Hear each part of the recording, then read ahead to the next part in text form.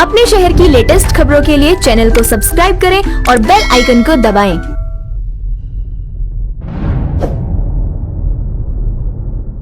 नमस्कार, आप देख रहे हैं हुंकार 24/7। दक्षिण दिल्ली के बदरपुर विधानसभा में हम लोग मौजूद हैं और हमारे साथ जो है दक्षिण दिल्ली के भारतीय जनता पार्टी से नरेंद्र मिश्रा जी मौजूद हैं। तो आज हम इनसे कुछ राजनीतिक मुद्दों को लेकर बात करने का प्रयास करेंगे। 13,000 करोड़ रुपए की मांग को लेकर आप लोगों ने पूरे दिन उपवास रखा।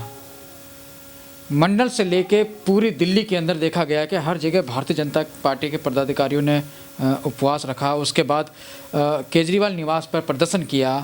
तो 13,000 करोड़ की मांग को लेके तीनों जो मेयर हैं दिल्ली की, वो भी पिछले कई दिन से जो है केजरीवाल निवास पे प्रदर्शन कर रही हैं, लेकिन केजरीवाल जी एक बार भी उनसे मिलने तक नहीं आए। तो क्या कहना चाहेंगे?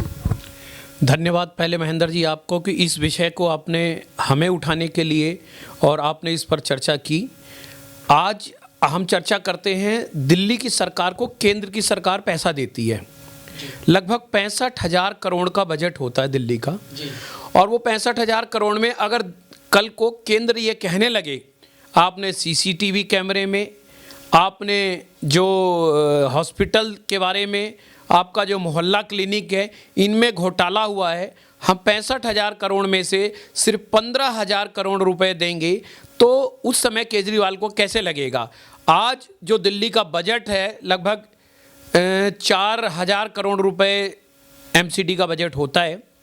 इन्होंने किस्तों में दिया और इस समय जबकि बजट समय से पहले देना था, क्योंकि जब कोविड का समय आया तो दिल्ली के विधायक नज़र नहीं आ रहे थे, दिल्ली की सरकार नज़र नहीं आ रही थी। केंद्र की सरकार ने इनको राशन की व्यवस्था की। दिल्ली के भारतीय जनता पार्टी के कार्यकर्ता सभी लोग मिलकर के सड़कों पे जा रहे, प्रवासियों के लिए, झुग्गी में रह रहे, कॉलोनी में रह रहे, बस्ती में रह रहे सभी लोगों को ध्यान दिया।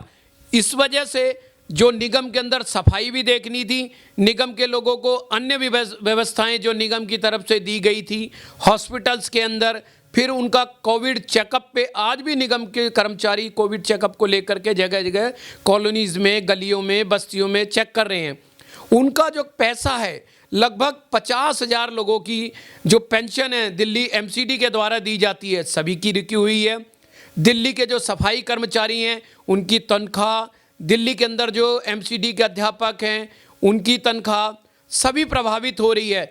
और ये लड़ाई हम बजट को अपने घर नहीं ले जा रहे हैं, हम दिल्ली की जनता, दिल्ली के सरकारी कर्मचारी जो एमसीडी के, उनके लिए लड़ाई लड़ रहे हैं। अच्छा, जैसे कि आप लोगों ने पूरे दिल्ली के अंदर प्रदर्शन किया, इससे पहले आप लोग प्रदर्शन कर रहे थे, लेकिन आज आप लोगों ने उपवास किया है। उसके बावजूद भी अगर केजरीवाल सरकार नहीं जागती, नहीं मानती आप लोगों की मांगों को और पैसा नहीं देती, तो अगला कदम आप लोग किस प्रकार उठाने वाले हैं? देखो, पहले हमने उनसे आसानी से मांग की पत्र द्वारा। उसके बाद हमारे दिल्ली के तीनों मेयर और महिला जो निगम पार्षद हैं, वो लोग लगभग 11वां दिन है आज, वो लोग अनशन पर बैठे रहे। उनको तब भी नहीं फर्क पड़ा तो दिल्ली के 280 जो हमारे मंडल हैं, 280 मंडलों में एक साथ आज उपवास 5 बजे तक किया गया। और जब ये नहीं माने और लगा कि इनके जून नहीं रेंग रही है, तब पार्टी ने फैसला किया, हमारे मेयर और निगम पार्षदों ने फैसला किया कि अब हम उपवास रखेंगे और मरते दम तक, जब तक हमारा बकाया दिल्ली के लोगों का पैसा नहीं मिलेगा, तब तक भारतीय जनता पार्टी के जो मेयर हैं, जो निगम पार्षद धरने पे बैठे हुए हैं, वो लोग अमरण अनशन पर बैठे रहेंगे। 13,000 करोड़ की मांग को लेके आप अरविंद केजरीवाल जी के ऊपर जो है वो मांग कर रहे हैं, जो बकाया है एमसीडी का। वहीं अगर देखा जाए तो आम आदमी, ऐसा बताया जा रहा है कि आम आदमी पार्टी के द्वारा ऐसा कहा जा रहा है कि 2,500 करोड़ रुपए का जो है घपला भी बीजेपी ने किया है एमसीडी के अंदर, क्योंकि एमसीडी में आपकी सरकार है। देखो, दिल्ली के मुख्यमंत्री हैं, अगर कहीं कोई घपला हुआ है तो सीबीआई से मांग कर सकते हैं, उसकी चेकिंग के लिए आवेदन कर सकते हैं। उनको ऐसा लगता है कि हम 10 बार, 20 बार, 100 बार आरोप लगाएंगे तो जनता को लगेगा कि इन्होंने कुछ पैसा खाया है। लेकिन उनकी ईमानदारी तब है जब वो जा कर के इस विषय पे केंद्रीय मंत्रियों से, जो हमारे गृह मंत्री हैं, उनसे जा कर के कहें और सीबीआई को आवेदन करें कि दिल्ली में इस तरह का घोटाला हुआ, इसकी जांच होनी चाहिए। आज तक जो भी घोटाले का आरोप केजरीवाल जी ने लगाया है, उसमें उन्होंने माफ़ी मांगी है, चाहे वो जेटली जी का विषय हो, चाहे कांग्रेस का विषय हो, चाहे प्रदेश अध्यक्ष का विषय हो, सभी में आरोप उनके झूठे निकले हैं। देश का अन्नदाता, सबको अन्न देने वाला किसान आज अपनी मांग को लेके जो है सड़कों पे ठिठुरती ठंड में बैठा हुआ है और भाजपा शासित जो दिल्ली पुलिस है भाजपा के अंतर्गत आती है और उनके द्वारा उनको दिल्ली में नहीं आने दिया जा रहा और ठंडे पानी की बौछारें की जा रही हैं, आंसू गैस छोड़े जा रहे हैं, यहाँ तक कि डंडे बरसाए जा रहे हैं, ऐसा कहा जा रहा है। तो क्या कहना चाहेंगे आप?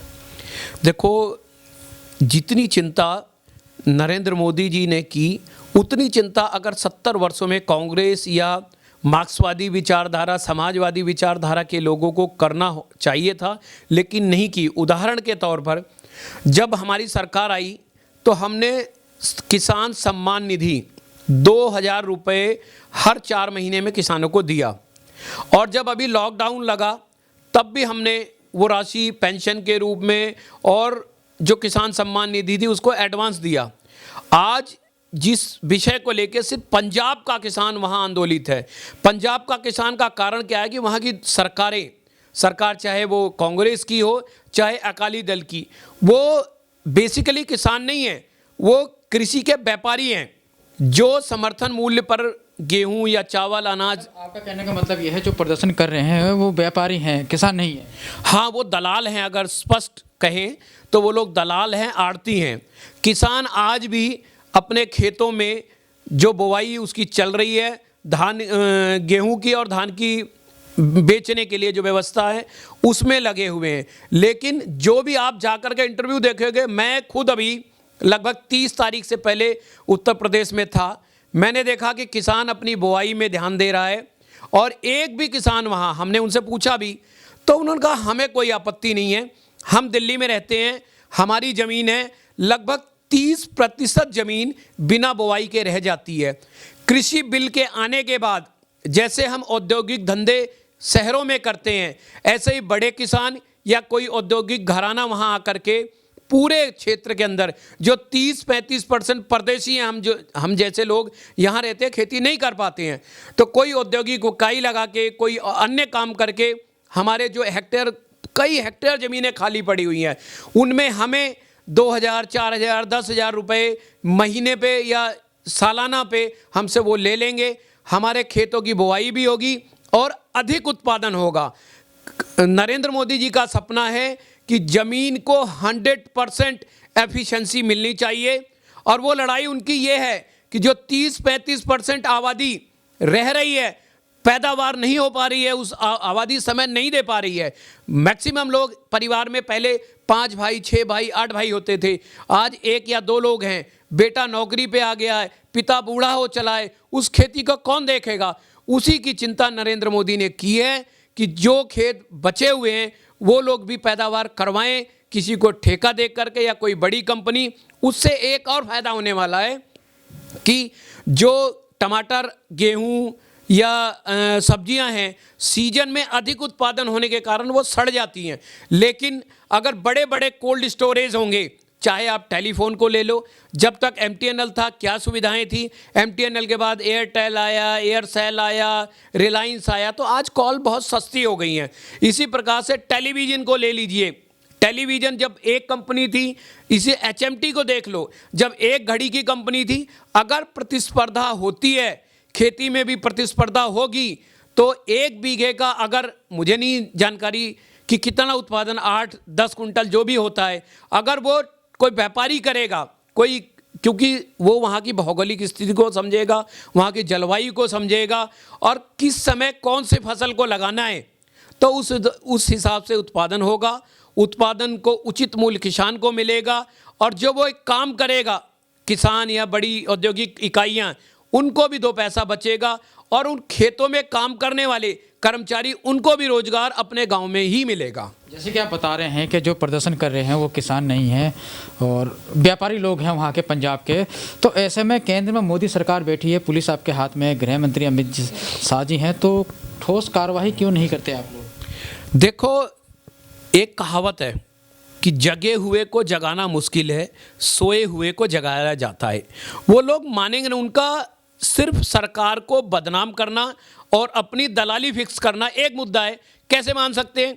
आप उत्तर प्रदेश में जाइए, आप बिहार में जाइए, राजस्थान में जाइए, गुजरात में जाइए, तमिलनाडु में जाइए और महाराष्ट्र में जाइए, आप देखेंगे कि इससे पहले जो डेथ रेशो था किसानों की आत्महत्या का, इन 4-5 सालों के अंदर, चाहे वो खाते खुलवा के उनके खातों में पैसे डाले गए हों, चाहे किसान विकास जो सम्मान राशि है उसमें दिया गया हो, चाहे वो जो हमारी माताएं बहनें गर्भवती होती 6,000 रुपये उसमें दिया गया हो, इस तरह की बहुत सारी योजनाएं, चाहे हमारे वो शौचालय के रूप में 10,000 12,000 रुपये दिए गए। केंद्र की सरकार ने हर गरीब तबके की चिंता करी है, हर व्यक्ति को रोजगार की चिंता करी है, उसके पेट में राशन जाए उसकी चिंता करी है। और ये लोग सिर्फ, इनकी लड़ाई सिर्फ पंजाब के किसानों की, हरियाणा के किसान भी ना के बराबर है। और पंजाब में दोनों लोग, चाहे वो वर्तमान कांग्रेस की सरकार हो चाहे पूर्व अकाली की सरकार हो, दोनों का काम किसी कृषि नहीं है, व्यापार है। वो गेहूं चावल को खरीदते हैं, वहाँ रोक करके फिर समर्थन मूल्य का लाभ खुद लेते हैं, इसलिए वो कमीशन खोरी के कारण लड़ाई चल रही है। उस पर भी कहा है हमारे तोमर जी, वो भी किसी के बेटे हैं, किसान के बेटे हैं और देहात से आते हैं, उन्होंने सारी समस्याओं को आगे अवगत कराया। नरेंद्र मोदी जी को स्वयं वो समय समय पे मन की बात में भी अलग से भी समय देकर किसानों को समझाने का प्रयास कर रहे हैं, लेकिन वो व्यापारी हैं जो जगे हुए हैं, उनको जगाना बहुत मुश्किल है, उनको समझाना बहुत मुश्किल है, लेकिन शीघ्र ही इस पर कोई ना कोई ठोस निर्णय निकलने वाला है। तो जैसे कि किसान आंदोलन की बात है तो नरेंद्र मिश्रा जी का यही कहना, आज भी अपने खेतों में काम कर रहे हैं, अपनी रोजी रोटी कमा रहे हैं और जो प्रदर्शन कर रहे हैं वो लोग जो हैं पंजाब के व्यापारी लोग हैं। वहीं जो 13,000 करोड़ की बात अगर की जाए, जिसको लेके पूरी दिल्ली के अंदर जो है भारतीय जनता पार्टी के तमाम छोटे बड़े नेताओं ने जो प्रदर्शन किया है, उपवास रखा है एक दिन का, पूरा एक दिन का, सुबह 10 बजे से लेकर शाम 5 बजे तक तकरीबन 7-8 घंटे का उपवास भारतीय जनता पार्टी के लोगों ने रखा है। अब आने वाले समय में क्या दिल्ली सरकार, क्या दिल्ली के मुख्यमंत्री अरविंद केजरीवाल जी भाजपा के इस उपवास का फल इनको देंगे? क्या 13,000 करोड़ की जो बकाया राशि है क्या उसको केजरीवाल जी देंगे? और अगर नहीं देते हैं तो आने वाले समय में भारतीय जनता पार्टी का अगला कदम क्या होगा, ये देखना बहुत अहम होगा। तब तक आप देखते रहिए और जुड़े रहिए होमकार 24/7 के साथ। नमस्कार और बेल आइकन को दबाएं।